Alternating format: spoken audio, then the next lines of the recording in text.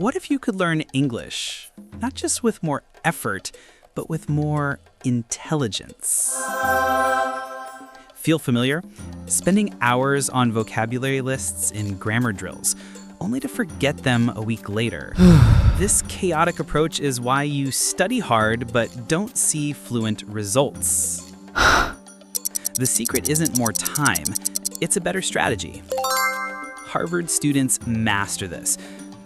Their method boils down to 3 powerful principles. Be smart with your tools, stay focused on what truly matters, and be intentional with every single minute. Let's make it practical.